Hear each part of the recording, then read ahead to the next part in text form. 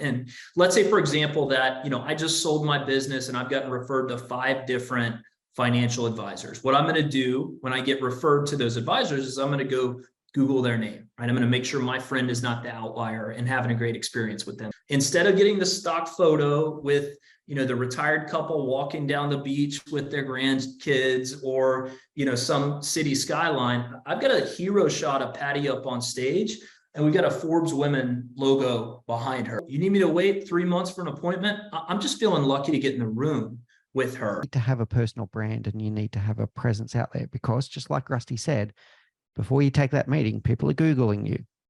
They want to know who you are and what you stand for.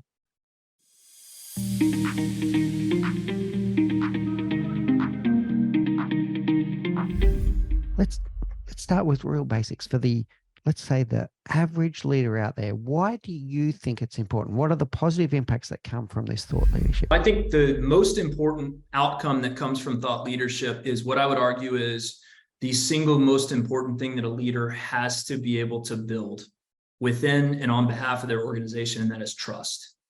Trust is the foundation of every single thing that happens in terms of relationship building, growing a business. And for many leaders listening to this, they are doing this in a non-scalable way. One-to-one, one-to-few in a boardroom, once somebody walks in the door of their business, et cetera.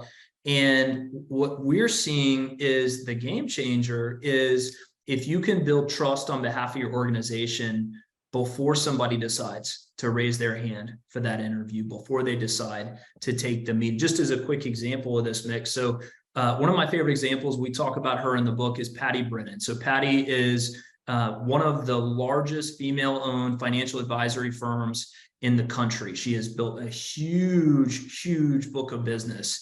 And, like many areas, financial advisory firms, for most people, are among the most commoditized thing that exists. It's hard to differentiate one from another. And let's say, for example, that, I just sold my business and I've gotten referred to 5 different financial advisors. What I'm going to do when I get referred to those advisors is I'm going to go Google their name, right? I'm going to make sure my friend is not the outlier and having a great experience with them. And so if I Google those financial advisors, 4 of the 5 of them, I'm going to get a bio page on an Edward Jones website with a nice headshot, the educational credentials. Maybe I get a LinkedIn profile. In other words, it's not negative. It's just the most commoditized image that could possibly exist for a financial advisor. I'm in the position of power. I'm interviewing them on what's different that they can offer me. When I Google Patty's name and I land on Patty's website, instead of getting the stock photo with, the retired couple walking down the beach with their grandkids or,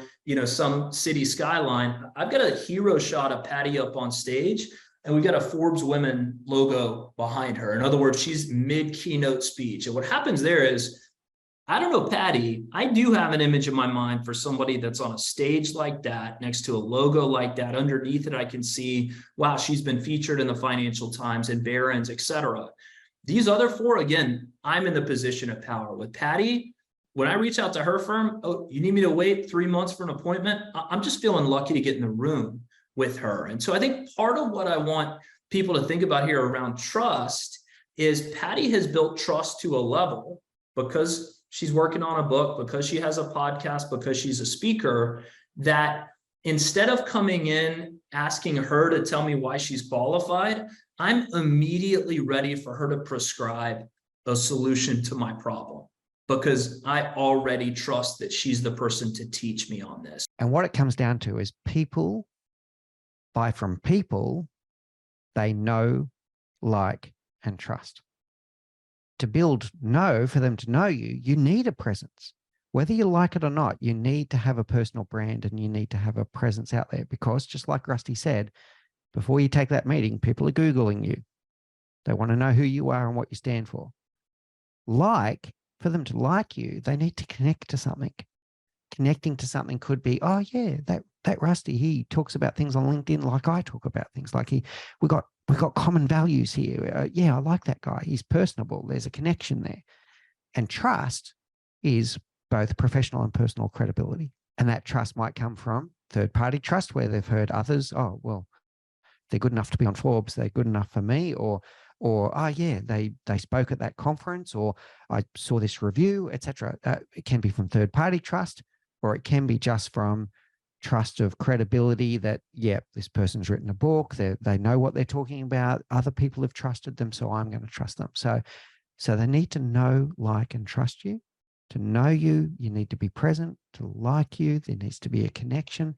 To trust you, there needs to be credibility.